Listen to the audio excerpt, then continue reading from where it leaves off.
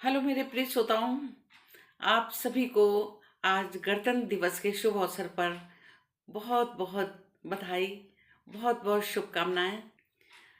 हम लोग आज मुंशी प्रेमचंद जी के द्वारा लिखित उपन्यास सेवा सदन की कहानी भाग 30 को सुनेंगे।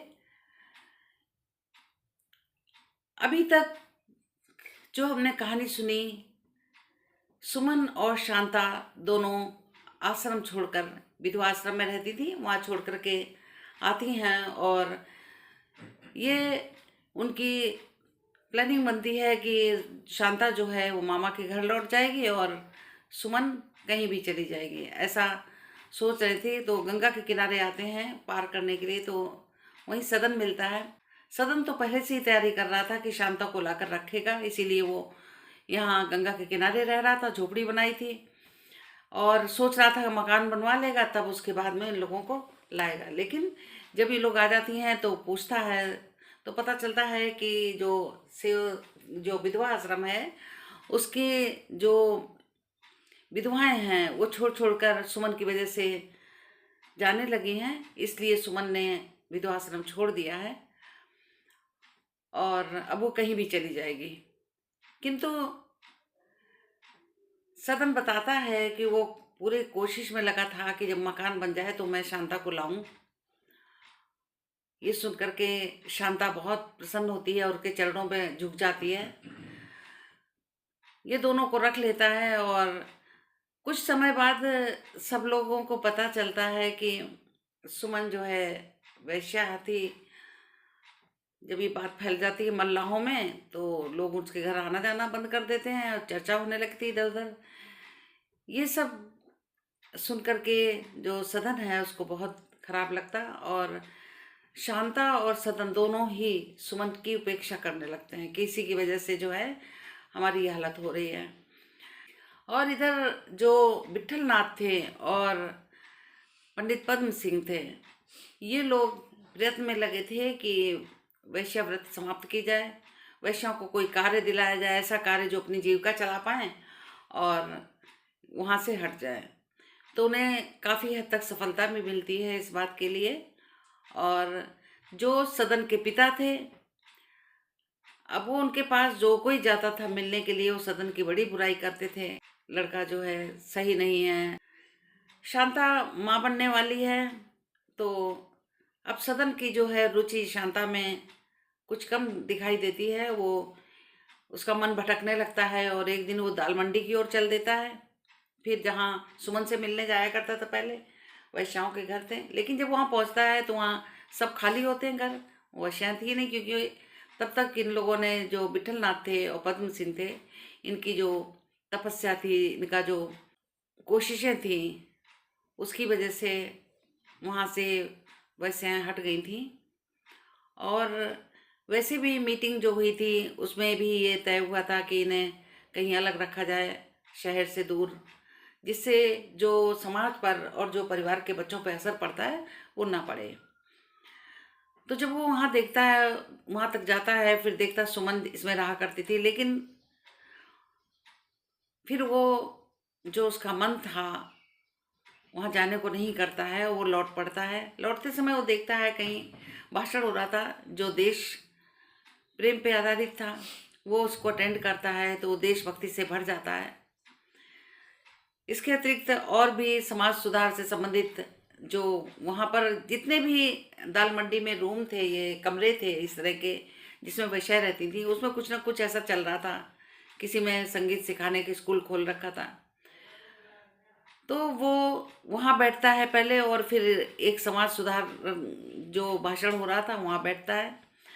दोनों जगह बैठने के बाद में उसके मन में परिवर्तन होता है और वो घर आ जाता है देशभक्ति की भावना और समाज सुधारने की भावना से।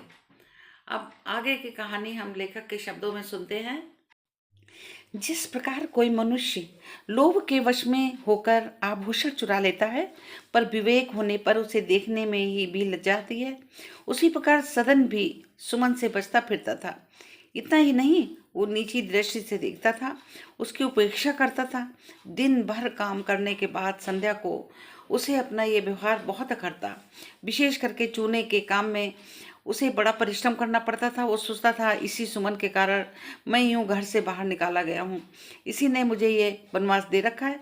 कैसे आराम से घर पर रहता था, न कोई चिंता न झंझट, चैन से खाता था, मौज से करता था। इसी ने मेरे सिर पर ये मुसीबत ढा दी है। प्रेम की पहली उमंग में उसने उसका बनाया हुआ भोजन खा लिया, पर अब उसे बड़ा पछतावा होता है। वो चाहता था कि किसी प्रकार इसका गला छूट जाए।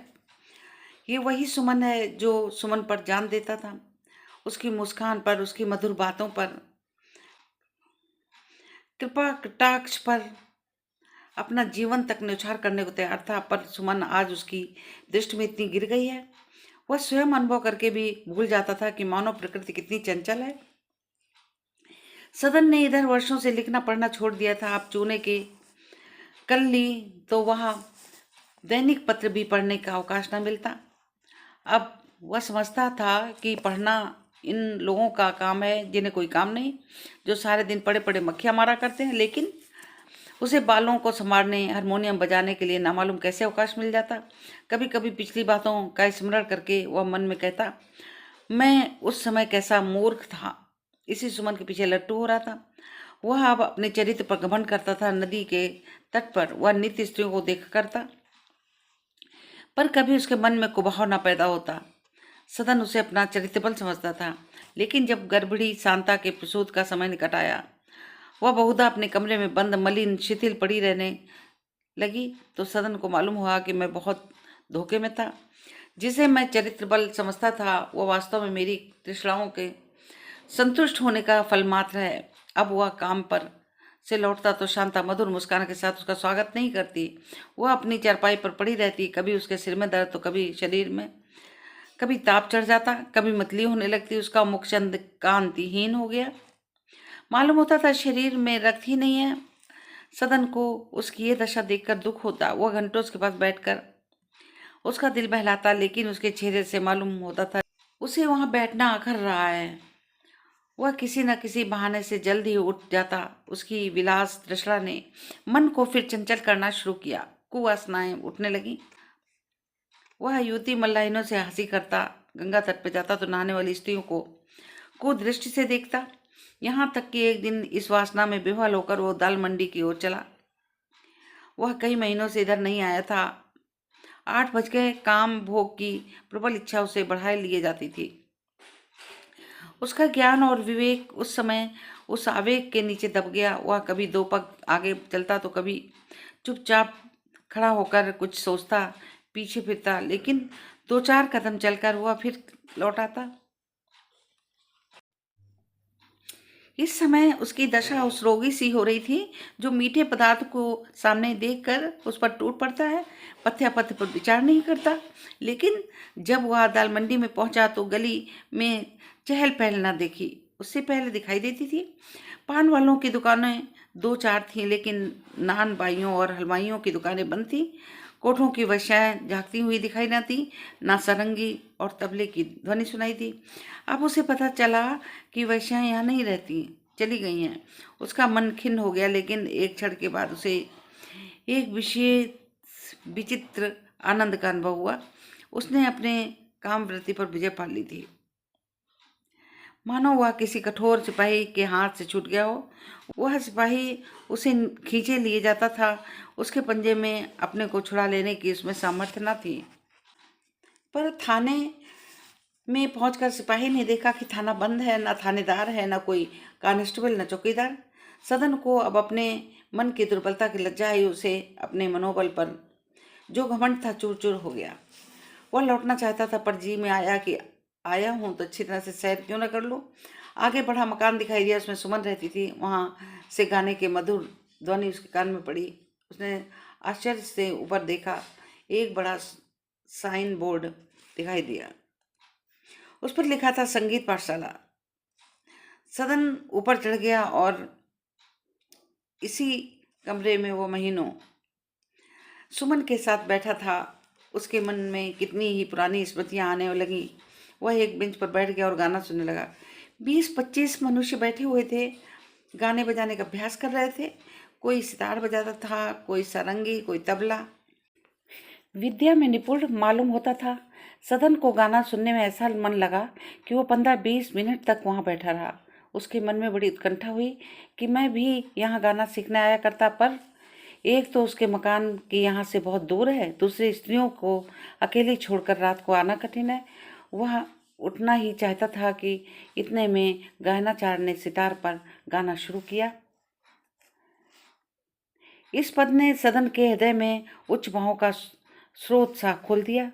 देशोपकार, जाति सेवा तथा राष्ट्रीय गौरव का पवित्र भावनाएं उसके हृदय में गूंजने लगी। वह बाह्य ध्वनि उसके अंतर में भी एक विशाल ध्वनि पैदा कर रही थी।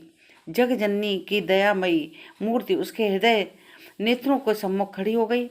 दरिद्र, दुखी, दीन, छीड़ बालक दीन भाव से देवी की ओर ताक रहा था और अपने दोनों हाथ उठाए सजल आंखों से देखता हुआ कह रहा था, दयामयी, भारत को अपनाओ। उसने कल्पनाओं में अपने को दीन कृषकों की सेवा करते हुए देखा और जमींदारों के कारिंदों से विनय कर रहा था कि इन दीन जनों की दया करो। कृषकगण उसके पैरों पर गिर पड़ते थे। उनकी स्त्रियां उसे आशीर्वाद दे रही थीं। सदन जाति सेवा का संकल्प करके उठा और नीचे उतर आया। वह अपने विचारों में लीन हो रहा था। वह किसी से कुछ ना बोला। थोड़ी ही दूर चला था कि उसे सुंदर बाई के भवन के सामने बहुत से मनुष्य दिखाई दिए। उसने एक आदमी से पूछा, ये कैसा जमघट है?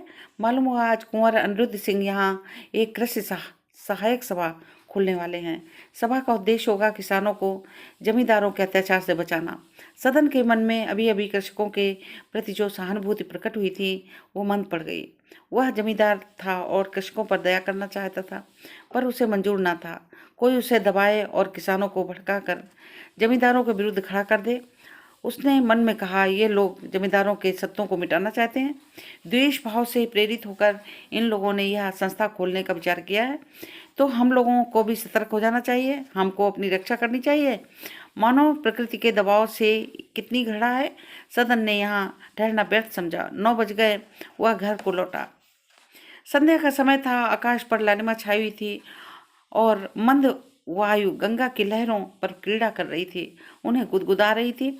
वह अपने करुण नेत्रों से मुस्कुराती है और कभी कभी खिलखिलाकर हंस पड़ती है। उसके मोती के दांत चमक उठते हैं। सदन का रमणीय झोपड़ा आज फूलों और लताओं से सजा हुआ है। दरवाजों पर मल्लाहों की भीड़ है। अंदर उनकी स्त्रियां बैठी हुई सोहर गा रही हैं। आंगन में भट्टी खुदी हुई है और बड़े बड़े हंडे चढ़े हुए हैं। आज सदन के नवजात पुत्र की छठी है। यह उसी का उत्सव है, लेकिन सदन बहुत उदास दिखाई देता है। वह सामने के चबूतरे पर बैठा हुआ गंगा की ओर देख रहा है। उसके हृदय में विचार की लहरें उठ रही हैं। ना वह लोग ना आएंगे। आना होता तो आज 6 दिन बीत गए, आ न जाते। यदि मैं जानता कि वे ना आएंगे तो मैं चाचा से भी यह समाचार ना कहता। उन्होंने मुझे मरा हुआ समझ लिया है। वह मुझसे कोई सरोकार नहीं रखना चाहते। मैं जीऊँ या मरूँ उन्हें परवाह नहीं। लोग ऐसे अवसर पर अपने शत्रुओं को भी घर जाते हैं। प्रेम से ना आते, दिखावे के लिए चले आते, व्यवहार के तौर पर आते। मुझे मालूम तो हो जाता कि संसार में मेरा कोई है। अच्छा ना आए। इस काम से छुट्टी मिली तो एक बार मैं स्वयं जाऊंगा और सदा के लिए निपटारा कराऊंगा। लड़का कितना सुंदर है, कैसे लाल लाल होंठ हैं, बिल्कुल मुझी पर पड़ा है। हाँ, आंखें शांता की हैं मेरी, और कैसे ध्यान से टुक टुक ताकता है। दादा को मैं नहीं कहता, लेकिन अम्मा उसे देखें तो एक बार गोद में अवश्य ले लें। एकाएक सदन के मन में विचार हुआ, अगर मैं मर जाऊं तो क्या हो? इस बालक का पालन कौन करेगा? कोई नहीं। मैं मर जाऊं तो दादा को अवश्य उस पर दया आ जाएगी। वह इतने निर्दय नहीं हो सकते। जरा देखूं सेविंग बैंक में कितने रुपए हैं। अभी 1000 भी पूरे नहीं, ज़्यादा नहीं। अगर 50 महीना जमा करता जाऊं तो साल भर में 600 हो जाएंगे।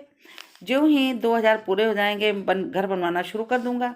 2 कमरे सामने, 5 कमरे भीतर, दरवाजे पर मेहरदार साहिबान, पट्टाओं के ऊपर 2 कमरे। मकान अच्छा हो, कुर्सी ऊंची रहने से घर की शोभा बढ़ती है। कम से कम 5 फुट की कुर्सी दूंगा। सदन इन्हीं कल्पनाओं का आनंद ले रहा था कि चारों ओर अंधेरा छाने लगा। इतने में उसने सड़क की ओर एक गाड़ी आती देखी। उसकी दोनों लालटेनें बिल्ली की आंखों की तरह चमक रही थी। कौन आ रहा है? लाला चाचा साहब के सिवा कौन होगा? मेरा और कौन है? इतने में गाड़ी निकट आई। उनमें से मदन सिंह उतरे। गाड़ी के पीछे एक गाड़ी थी। सुभद्रा और भामा उसमें उतरी। सदन की दोनों बहनें भी थीं। जीतन कोच बक्स पर उतरकर लालटेन दिखाने लगा। सदन इतने आदमियों को उतरते देखकर समझ गया घर के लोग आ गए हैं, पर वो उनसे मिलने के लिए नहीं दौड़ा। वह समय बीत चुका था, वह उन्हें मनाने जाता। अब उसके मान करने का समय आ गया था। वो चबूतरे पर उठकर झोपड़े में चला गया, मानो उसने किसी को देखा ही नहीं। उसने मन में कहा, ये लोग समझते होंगे इनके बिना मैं बेहाल हुआ जाता हूँ, पर उन्हें जैसे मेरी परवाह नहीं, उसी प्रकार मैं भी इनकी परवाह नहीं करता।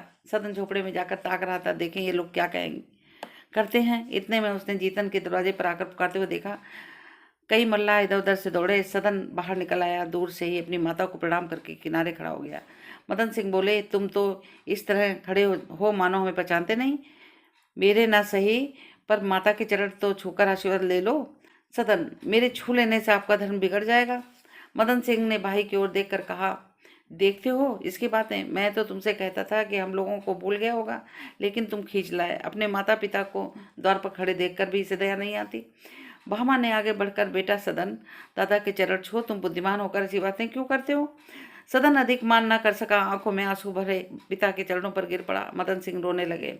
इसके बाद वह माता के चरणों पर गिरा। भामा ने उठाकर छाती से लगा लिया और आशीर्वाद दिया। प्रेम, भक्ति और क्षमा का कैसा मनोहार, कैसा दिव्य, कैसा आनंदमय दृश्य है। माता पिता का हृदय प्रेम से पुलकित हो रहा है और पुत्र के हृदय सागर में भक्ति की तरंग उठ रही है। इसी प्रेम और भक्ति को निर्मल ज्योति से हृदय की अंधेरी कोठरियां प्रकाश पूर्ण हो गई। मिथ्याभिमान और लोक लज्जा या भय रूपी कीट पतंग वहां से निकल गए हैं। अब वहां न्याय, प्रेम, सद्व्यवहार का निवास है। आनंद के मारे सदन के पैर जमीन पर नहीं पड़ते। वह मल्लाहों को कोई न कोई काम करने को हुक्म देकर दिखा रहा है कि मेरा यहाँ कितना रौब है। कोई चारपाई निकालने जाता है, कोई बाजार दौड़ा जाता है। मदन सिंह फूले नहीं समाते और अपने भाई के कानों में कहते हैं, सदन तो बड़ा चतुर निकला। मैं तो समझता था किसी तरह बड़ा दिन काट रहा होगा, पर यहाँ तो बड़ा ठाठ है। इधर भामा और सुभद्रा भीतर गईं। भामा चारों ओर चकित होकर देख रही थी, कैसी सफाई है, सब चीजें ठिकाने से रखी हुई हैं। उसकी बहन गुणवान मालूम होती है। वह सौरी गृह में गई तो शांता ने अपनी दोनों सासों को चरण स्पर्श किए। भामा ने बालक की गोद ले लिया।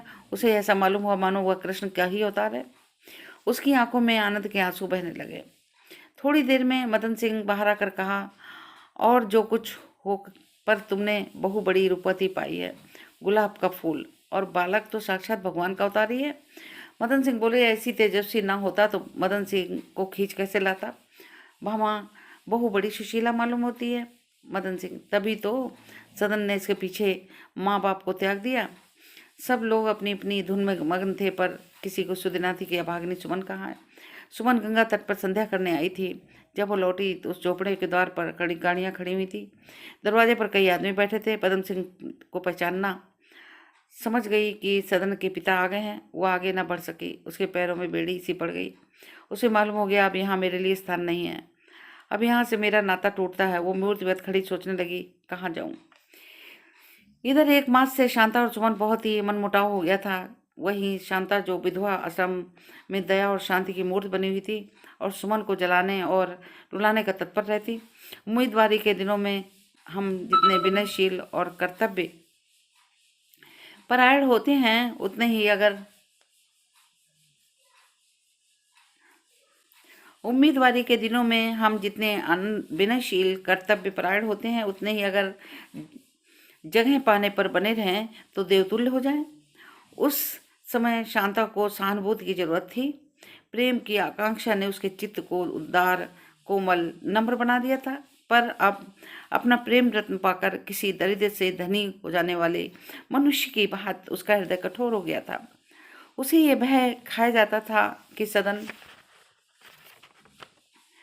कहीं सुमन की जाल में न फंस जाए। सुमन के पूजा पाठ, श्रद्धा भक्ति का उसकी दृष्टि में कुछ मूल्य न था। वह इसे पाखंड समझती थी। सुमन सिर में तेल मलने, साफ कपड़ा पहनने के लिए तरस जाती थी। शांता इसे समझती थी कि वह सुमन के आचार व्यवहार से बड़ी तीव्र दृष्टि से देखती रहती है। सदन से जो कुछ कहना होता सुमन शांता से कहती। यहाँ तक कि शांता को भोजन के समय भी रसोई में किसी न किसी बहाने आ बैठती। वह अपने प्रसव काल के समय पहले सुमन को किसी भांति वहां से टालना चाहती थी, क्योंकि सौरी गृह में बंद होकर वो सुमन की देखभाल न कर सकेगी। उसे और सब कष्ट सहना मंजूर था, पर यह दाह न सही जाती थी। लेकिन सुमन सब कुछ देखते हुए देखती न थी, सब कुछ सुनते हुए भी कुछ न सुनती थी। नदी में डूबते हुए मनुष्य के समान इस तिनके के सहारे को भी छोड़ न सकती थी। वह अपना जीवन मार्ग स्थिर न कर सकती थी, पर इस समय सदन के माता पिता को यहाँ देखकर ये सहारा छोड़ना पड़ा।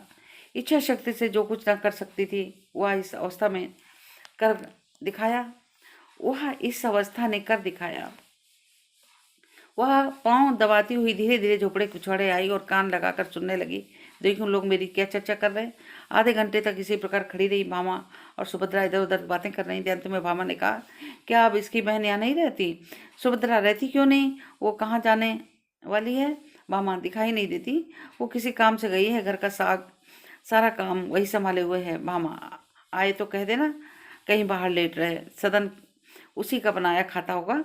शांता सौरी गृह में से बोली, नहीं, अभी तक तो मैं ही बनाती हूँ, आजकल वह अपने हाथ से बना लेते हैं।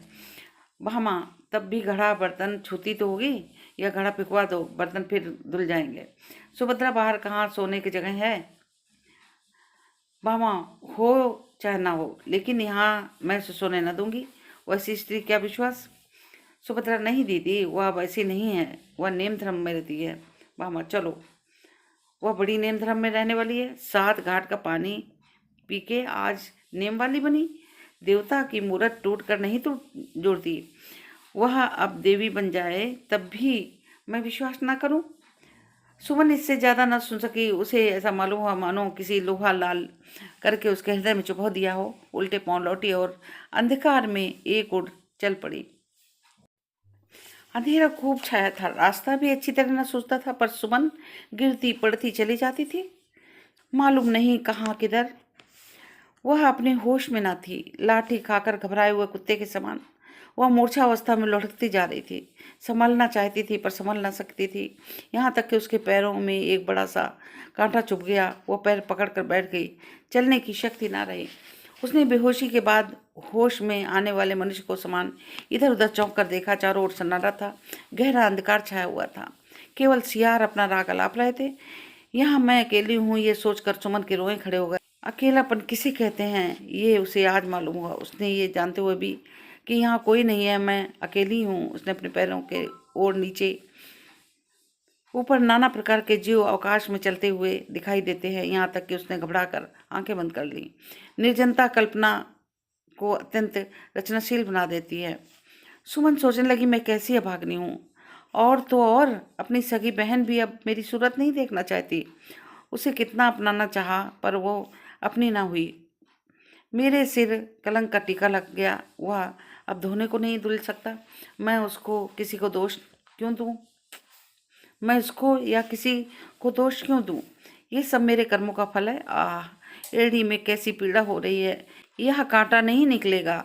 भीतर उसका एक टुकड़ा टूट गया है। कैसा तपक रहा है। नहीं, मैं किसी को दोष नहीं दे सकती। बुरे कर्म तो मैंने किए हैं, उनका फल कौन भोगेगा? विलास लालसा ने मेरी ये दुर्गति की है। मैं कैसी अंधी हो गई थी कि केवल इंद्रियों के सुख भोग के लिए अपनी आत्मा का नाश कर बैठी। मुझे कष्ट अवश्य था, पर गहने कपड़े को तरसती थी, अच्छे भोजन को तरसती थी, प्रेम को तरसती थी। उस समय मुझे अपना जीवन दुख में दिखाई देता था, पर यह अवस्था भी तो मेरे पूर्व जन्म के कर्मों की फल ही थी। और क्या ऐसी स्त्रियां नहीं हैं जो उससे कहीं अधिक कष्ट झेलकर अपनी आत्मा की रक्षा करती हैं? दमयंती पर कैसे कैसे दुख पड़े। सीता को रामचंद्र ने घर से निकाल दिया। वो बरसों जंगलों में नाना प्रकार के क्लेश उठाती रही। सावित्री ने कैसे दुख सहे, पर वह धर्म पर अड़ड़ रही। उतनी दूर क्यों जाऊं? मेरे ही पड़ोस में कितनी स्त्रियां रो रो कर दिन काट रही थी। अमोला में वह बेचारी अहिरिन किसी विपत्ति झेल रही थी। उसका पति परदेश से ना आता था, बेचारी उपवास करके पड़ी रहती थी। हाय, इसी सुंदरता ने मेरी मिट्टी खराब कर दी। मेरे सौंदर्य के अभिमान ने मुझे ये दिन दिखाया। हाँ प्रभु, तुम सुंदरता देकर मन को चंचल क्यों बना देते हो? मैंने सुंदर स्त्रियों को प्रायः चंचल ही पाया है। कदाचित ईश्वर इस युक्ति से हमारी आत्मा की परीक्षा करते हैं, अथवा जीवन मार्ग में सुंदरता रूपी बाधा डालकर हमारे आत्मा को बलवान पुष्ट बनाना चाहते हैं। सुंदरता रूपी आग में आत्मा को डालकर उसे चमकाना चाहते हैं, पर हाँ, अज्ञानवश हमें कुछ नहीं सूझता। ये आग हमें जलान डालती है, वह बाधा हमें विचलित कर देती है। यह कैसे बंद हो, न जाने किस चीज़ का कांटा है जो कोई आके मुझे पकड़ ले तो यहाँ चिल्लाऊंगी तो कौन सुनेगा? कुछ नहीं, ये न विलास प्रेम का दोष है, न सुंदरता का दोष है, ये तो मेरे अज्ञान का दोष है। भगवान मुझे ज्ञान दो, तुम ही अब मेरा उद्धार कर सकते हो। मैंने भूल की, विधवाश्रम में गई, सदन के साथ रहकर भी मैंने भूल की। मनुष्य से अपने उद्धार की आशा रखना व्यर्थ है। ये आप ही मेरी तरह अज्ञान में पड़े हुए हैं। ये मेरा उद्धार क्या करेंगे? मैं उसी की शरण में जाऊंगी, लेकिन कैसे जाऊं? कौन सा मार्ग है? 2 साल में धर्म ग्रंथों में पढ़ती हूँ, पर कुछ समझ में नहीं आता। ईश्वर, तुम्हें कैसे पाऊं? मुझे इस अंधकार से निकालो। तुम दिव्य हो, ज्ञानमय हो, तुम्हारे प्रकाश का संभव है, तुम्हारे प्रकाश में संभव है ये अंधकार विच्छिन्न हो जाए। ये पत्तियां क्यों खड़खड़ा रही हैं? कोई जानवर तो नहीं आता? नहीं, कोई अवश्य आता है। सुमन खड़ी हो गई, चित्त दृढ़ था, निर्भय हो गई। सुमन बहुत देर तक विचारों में मग्न थी, उसके हृदय में शांति न होती थी। आज तक उसने इस प्रकार की आत्मविचार नहीं किया था। इस संकट में पड़कर उसकी सदिच्छा जागृत हो गई थी। रात बीत चुकी थी, बसंत की शीतल वायु चलने लगी थी। सुमन ने साड़ी समेट ली और घुटनों पर सिर रख लिया। उसे ये दिन याद आया जब इसी ऋतु में, इसी समय वह अपने पति के द्वार पर बैठी हुई सोच रही थी, कहाँ जाऊं। उस समय वह विलास की आग में जल रही थी। आज भक्ति की शीतल छाया ने उसे आश्रय दिया था। एकाएक उसकी आंखें झपक गई। उसने देखा स्वामी गजानंद मृग चर्म धारण किए वो उसके सामने खड़े दयापूर्ण नेत्रों से उसकी ओर ताक रहे हैं। सुमन उनके चरणों पर गिर पड़ी और दीन भाव से बोली, स्वामी मेरा उद्धार कीजिए। सुमन ने देखा स्वामी जी ने उसके सिर पर दया से हाथ फेरा और कहा, ईश्वर ने मुझे इसलिए तुम्हारे पास भेजा है, बोलो क्या चाहती हो? धन? सुमन, नहीं महाराज, धन की इच्छा नहीं है। स्वामी, सम्मान? सुमन, नहीं महाराज, मुझे सम्मान की इच्छा भी नहीं है। स्वामी, भोग विलास? सुमन, महाराज इसका नाम ना लीजिए, मुझे ज्ञान दीजिए। स्वामी बोले, अच्छा तो सुनो। सतयुग में मनुष्य की मुक्ति ज्ञान से होती है, त्रेता में सत्य से, द्वापर में भक्ति से और कलयुग में इसका कोई एक ही मार्ग है, वो है सेवा। इसी मार्ग पर चलो और तुम्हारा उद्धार होगा। जो लोग तुमसे भी दीन दुखी दलित हैं, उनकी शरण में जाओ और आशीर्वाद तुम्हारा उद्धार करेगा। कलयुग में परमात्मा इसी दुख सागर में वास करते हैं। सुमन की आंखें खुल गईं। उसने इधर उधर देखा। उसे निश्चय हो गया कि मैं जागती थी। इतनी जल्दी स्वामी जी कहाँ दृश्य हो गए? अकस्मात उसे ऐसा प्रतीत हुआ कि सामने पेड़ों के नीचे स्वामी जी लालटेन लिए खड़े हैं। उठकर लंगड़ाती उनकी ओर चली। उसने अनुमान किया था कि वृक्ष समूह 100 गज के अंतर पर होगा, पर वह 100 के बदले 200, 300, 400 गज चली गई और वृक्षपुंज और उनके नीचे स्वामी जी लालटेन लिए हुए उतनी दूर खड़े थे। सुमन को भ्रम हुआ, मैं सो तो नहीं रही हूँ, ये कोई स्वप्न तो नहीं, इतना चलने पर भी उतनी दूर है। उसने जोर से चिल्ला कर, महाराज आती हूँ, आप जरा ठहर जाइए। उसके कानों में शब्द सुनाई दिए, चली आओ, मैं खड़ा हूँ। सुमन चली, पर 200 कदम चलने पर थक कर बैठ गई। वो वृक्ष समूह के और स्वामी जी ज्यों के त्यों सामने 100 गज की दूरी पर खड़े थे। भय से सुमन के रोए खड़े हो गए। उसकी छाती धड़कने लगी और पैर थर थर कांपने लगे। उसने चिल्लाना चाहा पर आवाज ना निकली। सुमन ने सावधान होकर विचार करना चाहा, क्या रहस्य है? कोई प्रेत लीला तो नहीं देख रही हूँ, लेकिन कोई अज्ञात शक्ति उसे उधर खींचे लिए जाती है, मानो इच्छा शक्ति मन को छोड़कर किसी रहस्य के पीछे दौड़ी जाती है। सुमन फिर चली। अब वो शहर के निकट आ गई थी। उसने देखा स्वामी जी एक छोटी सी झोपड़ी में चले गए और बच्चे समूह अदृश्य हो गए। सुमन ने समझा यही उनकी कुटी है। उसे बड़ा धीरज हुआ, अब स्वामी जी के अवश्य भेंट होगी, उन्हीं से ये रहस्य खुलेगा। उसने कुटी के द्वार पर कहा, स्वामी जी मैं हूँ सुमन। यह कुटी गजानंद की ही थी। वो सोए थे। सुमन को जब जवाब ना मिला, सुमन साहस करके कुटी में झांका। आग जल रही थी। गजानंद कंबल ओढ़े सो रहे थे। सुमन को अचंभा हुआ, वो अभी चले आते हैं, इतनी जल्दी सो कैसे गए? लालटेन कहाँ चली गई? जोर से पुकारा, स्वामी जी। गजानंद उठ बैठे, विस्मित नेत्रों से सुमन को देखा। वह 1 मिनट तक ध्यानपूर्वक उसे देखते रहे, तब बोले, कौन? सुमन? सुमन, मैं महाराज हूँ, मैं हूँ।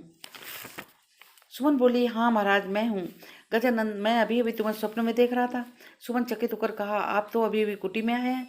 गजानंद, नहीं, मुझे सोए बहुत देर हुई, मैं तो कुटी से निकला, अभी स्वप्न में तुम्ही को देख रहा था। सुमन, और आप ही पीछे पीछे गंगा किनारे चली आ रही हूँ। आप लालटेन हुए मेरे सामने चले आते थे। गजानन ने मुस्कुराकर कहा, तुम्हें धोखा हुआ है। सुमन बोली, धोखा होता तो मैं बिना देखे सुने यहाँ कैसे पहुंच जाती।